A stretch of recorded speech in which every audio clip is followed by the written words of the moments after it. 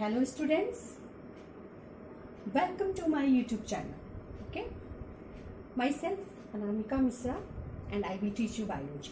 ठीक है, बायोलॉजी जो कि सब्जेक्ट है, इसे आप केवल एक सब्जेक्ट के रूप में नहीं पढ़िए. ठीक है, बायोलॉजी का मतलब ही होता है लाइफ साइंस. ठीक है, जो जीवन देता है. आ रही बात समझ में? जो हमारे इन्वायरमेंट से रिलेटेड है, हमारी बायोलॉजिकल लाइफ से रिलेटेड. ठीक है, जैसे हम मेडिकल की प्रिपरेशन करते हैं, नीट की प्रिपरेशन करते हैं, तो जो बायोलॉजी सब्जेक्ट है उसका क्या रोल है ये आप सबको पता है. ठीक है, मेडिकल के लिए बायोलॉजी सब्जेक्ट का कितना इंपॉर्टेंट रोल है. ठीक है, तो बायोलॉजी सीखने से पहले, बायोलॉजी सब्जेक्ट पढ़ने से पहले बच्चों, क्योंकि अभी आप 10th से 11th में आए. ठीक है, तो इसके लिए आपको बायोलॉजी का जो रूट है, ठीक है, वहां आपको जाना पड़ेगा कि बायोलॉजी है क्या, रियल में बायो है क्या. ठीक है, तो सबसे पहले हम आपको what is biology, definition of biology हम आपको बताना चाहेंगे. ठीक है, first of all biology which derived from Greek words bio. Bios means क्या होता है? Life. ठीक है, and logos means study.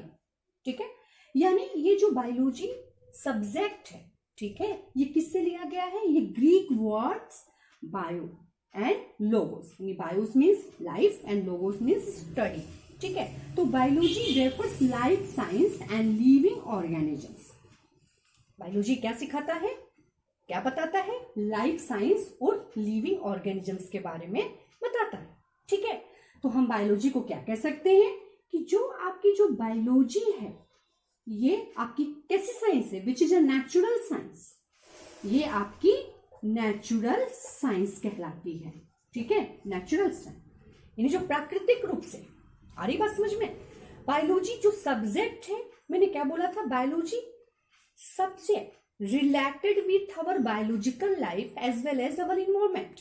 ठीक है, और बायो को समझने के लिए, बायोलॉजी को सीखने के लिए हमें लॉट्स ऑफ एग्जाम्पल लेने पड़ते हैं. ढेर सारे एग्जाम्पल हमारे आसपास जो हैं वो बायो को समझाने में हमारी हेल्प करते हैं. या आप कह सकते हो कि बायो को सीखने के लिए हम प्रैक्टिकली उसको फील कर सकते हैं, उसको अपने सराउंडिंग हम देख सकते हैं, आसपास उसको महसूस करते हैं. ठीक है, ये सिर्फ रटने की सब्जेक्ट नहीं है जिसे कि हम याद करके एग्जाम दे करके हम पास हो गए. ठीक है, तो सबसे पहले बायो है क्या चीज? बायोलॉजी आपकी नेचुरल साइंस है. और इस नेचुरल साइंस, ये नेचुरल साइंस जो है ये किससे इंक्लूड है? ये जो है आपकी including life studies plus living organisms. Life studies plus living organisms. ठीक है, यानी बायो है तो हम अपने लाइफ के बारे में पढ़ सकते हैं, हम अपने लाइफ को जान सकते हैं कि ठीक है हमारी लाइफ है क्या चीज. ठीक है, और साथ ही जो लिविंग ऑर्गेनिजम्स, लिविंग और नॉन लिविंग आप पढ़े होंगे, आप 6th में भी, 7th में, 8th में आप पढ़ते चले आए हो लिविंग और नॉन लिविंग थिंग्स क्या होते हैं.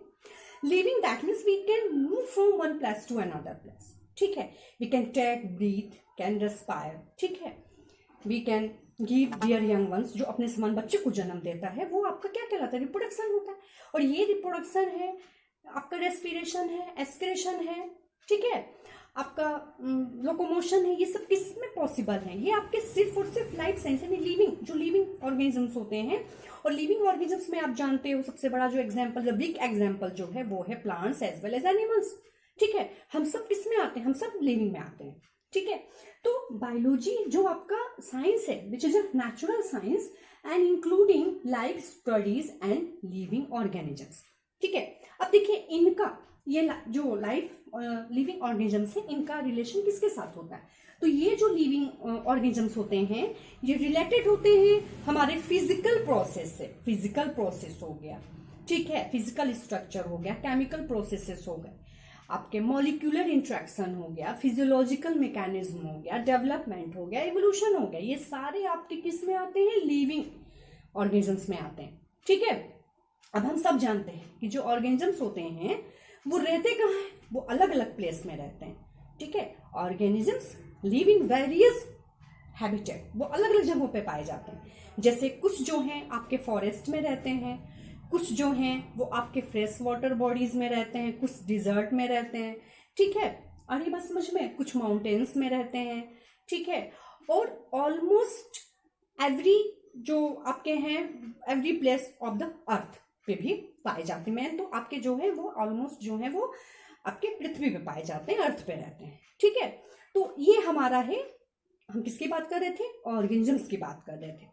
इसमें एक चीज हम आपको और बताना चाहते हैं कि जो ऑर्गेनिजम्स होते हैं, आप सब जानते हो कि हमारी जो बॉडी होती है यूनिसेलुलर, आपके 2 टाइप्स के ऑर्गेनिजम्स होते हैं, unicellular organisms and multicellular organisms. अब what are the difference between unicellular organisms and multicellular organisms? तो जो यूनिसेलुलर ऑर्गेनिजम्स होते हैं, इनकी बॉडी कैसी बनी होती है? Made up of single cell, यानी केवल एक सेल से बनी होती है। और जो मल्टी सेलुलर ऑर्गेनिजम्स होते हैं, उनकी बॉडी लॉट्स ऑफ सेल से मिलकर बनी होती है, ठीक है, बहुत सारे सेल से मिलकर बनी होती है, ठीक है। तो यूनिसेलुलर में जो भी आते हैं, जैसे आप प्रोटोजोआ को उठा के देख लीजिए, अमीबा को देख लीजिए, ठीक है, पैरामीशियम को देख लीजिए, इनकी बॉडी किससे बनी है? इनकी बॉडी सिंगल सेल से बनी है, जिसे हम सिंगल सेलुलर ऑर्गेनिजम्स भी कहते हैं, ठीक है। और जो मल्टी सेलुलर होते हैं, जिनकी बॉडी लॉट्स ऑफ सेल से बनी होती है, जैसे आप सबसे बड़ा जीता जागता जो एग्जाम्पल है वो है आपका एनिमल्स है, ह्यूमन बींग्स है और प्लांट्स हैं, जिनकी बॉडी बहुत सारी सेल से मिलकर बनी है, ठीक है। तो अब हम बात करने जा रहे हैं कि आपके जो ऑर्गेनिजम्स होते हैं, ठीक है, इनमें मतलब ये कैसे ग्रोथ करते हैं, कैसे ये रिप्रोड्यूस करते हैं, इसमें कैसे ये सारी प्रोसेस जो है वो होते हैं, ठीक है। तो सबसे पहले हम देखते हैं कि जो भी आपके जो ग्रोथ होता है, ठीक है, हम आपका जो क्लास 11th में जो फर्स्ट चैप्टर है वो मैं आपको बता दूं, आपका जो एनसीईआरटी है, ये आपके लिए एनसीईआरटी जो बुक है, ठीक है, 11-12 के लिए, ये हमारे एकेडमिक के लिए तो इम्पोर्टेंट है ही, साथ ही साथ मेडिकल के भी जो बच्चे प्रिपरेशन करते हैं उनके लिए भी बहुत इम्पोर्टेंट है, ठीक है। तो आपके बायो में जो क्लास 11th का जो चैप्टर फर्स्ट है वो क्या है? Chapter first, the living world. हम किसकी बात कर रहे हैं? लिविंग वर्ल्ड की बात कर रहे हैं, ठीक है। तो इसमें मैंने आपको क्या बताया कि जो ऑर्गेनिजम्स होते हैं live in various habitat, forest बताया मैंने आपको, माउंटेन्स बताया, डिजर्ट बताया, फ्रेश वाटर बॉडीज बताया, ठीक है, और आपके almost every place of the earth, पृथ्वी का जो भी जगह है वहां पे पाए जाते हैं। सबसे पहले इनमें होता क्या है? जो भी आपके लिविंग ऑर्गेनिजम्स के जो भी कैरेक्टरिस्टिक्स फीचर्स होते हैं, वो सबसे पहला क्या होता है? ग्रोथ। कोई भी चीज है, कोई भी बच्चा जन्म लेता है, धीरे धीरे ग्रोथ और डेवलपमेंट करके वो बड़ा होता है, ठीक है, फिर वो अपने समान बच्चे को वो जन्म देता है। तो ग्रोथ का मतलब क्या हो गया? यानी जिसमें इंक्रीज इन मास, जब हमारा मास जो है वो इंक्रीज करता है, ठीक है। उसके बाद लिविंग ऑर्गेनिजम्स में क्या होते हैं? 2 चीजें होती हैं आपके जो लिविंग ऑर्गेनिजम्स होते हैं, ठीक है।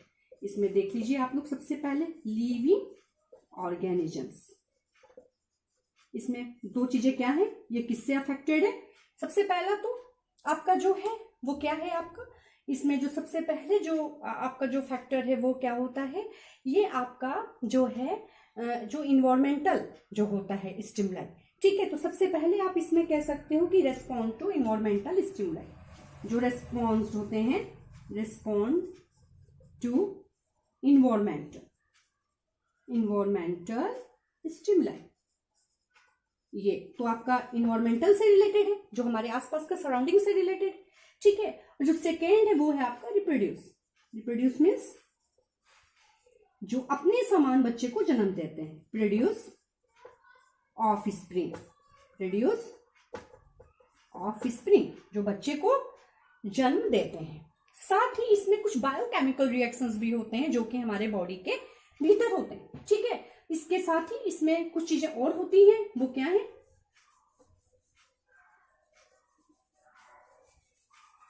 जो थर्ड है वो है biochemical reactions inside the body, biochemical reaction inside the body, ठीक है। मैंने आपसे क्या बोला कि जो आपका लिविंग ऑर्गेनिजम्स है, अगर हम उसके कैरेक्टरिस्टिक्स फीचर्स की बात करते हैं तो सबसे पहले तो जो ग्रोथ होता है, ग्रोथ दैट मीन्स मैंने आपको बताया इंक्रीज इन मास, जब उसका मास जो है वो बढ़ता है, ठीक है, इंक्रीज होता है। उसके बाद वो 2 चीजों को किसको रिस्पॉन्स करता है? Respond to environmental stimuli, and the second one is reproduce, जो कि अपने समान बच्चे को जन्म देता है, produce offspring. And the third आपकी क्या चीज थी, वो थी biochemical reaction inside the body, हमारे बॉडी के भीतर जो भी बायोकेमिकल रिएक्शंस होते हैं, ठीक है। तो ये हम बात कर रहे थे लिविंग ऑर्गेनिजम्स के बारे में, ठीक है, कि जो लिविंग ऑर्गेनिजम्स होता है उनका जो सबसे पहले जो कैरेक्टरिस्टिक्स होता है वो क्या होता है आपका, द फर्स्ट वन इज आपका जो होता है वो ग्रोथ होता है, सेकेंड आपका जो है वो रिप्रोडक्शन होता है, the third one is metabolism होता है, ठीक है। आपका सबसे पहले क्या होता है, जो फर्स्ट होता है वो आपका ग्रोथ है, जो सेकेंड है वो है आपका रिप्रोडक्शन है, ठीक है, थर्ड जो है वो मेटाबॉलिज्म है, क्या है आपका, मेटाबॉलिज्म है। इसके बाद जो नेक्स्ट है वो है आपका सेलुलर ऑर्गेनाइजेशन है, फोर्थ है आपका सेलुलर ऑर्गेनाइजेशन, फिफ्थ जो है वो है कंसिस्टेंस, ठीक है। तो ये इतनी बातें आपको समझ में आई कि सबसे पहले लिविंग वर्ड है क्या चीज। सबसे पहले हमने आपको बायोलॉजी का डिफिनेशन बताया कि biology which is derive from the Greek words bios and logos, bios means life and logos means study, we can say biology refers life science and living organisms, ठीक है। उसके बाद मैंने आपको बताया कि बायोलॉजी है क्या, ये आपका नेचुरल साइंस है, ठीक है, जो किससे इंक्लूड है आपकी लाइफ स्टडीज और साथ ही साथ लिविंग ऑर्गेनिज्म से मतलब इंक्लूड है, ठीक है। और ये किससे रिलेटेड है जो लिविंग ऑर्गेनिज्म से, ये हमने आपको बताया physical structure, chemical processes, molecular interaction, physiological mechanism, development and evolution, ठीक है। उसके बाद हमने आपको बताया कि जो ऑर्गेनिजम्स है वो बहुत सारे अलग अलग जो है हैबिटेट में होते हैं, पाए जाते हैं, जैसे फॉरेस्ट हो गया, डिजर्ट हो गया, आपका फ्रेश वाटर बॉडीज हो गई, और आपके जो अर्थ है वहां पे पाए जाते हैं, ठीक है। उसके बाद उसमें क्या क्या चीजें होती हैं, जो ग्रोथ होता है किसी भी लिविंग ऑर्गेनिजम्स के जो भी कैरेक्टरिस्टिक्स फीचर्स है, ग्रोथ में डेट मीन्स उनकी मास जो है उसमें इंक्रीज होगा, इंक्रीज इन मासेस, ठीक है। उसके बाद वो रेस्पॉन्स किसको देते हैं, इन्वायरमेंटल स्टिमुलाई को, साथ ही वो रिप्रोड्यूस करते हैं, that means produce of spring, ठीक है। और जो उनमें बायोकेमिकल रिएक्शंस होता है वो कहाँ होता है, उनके बॉडी के भीतर होता है, इनसाइड द बॉडी, ठीक है। तो यहां तक आई थिंक आपको समझ में आया होगा। नेक्स्ट जो है वो हम आपसे tomorrow I will discuss next topic, okay, thank you.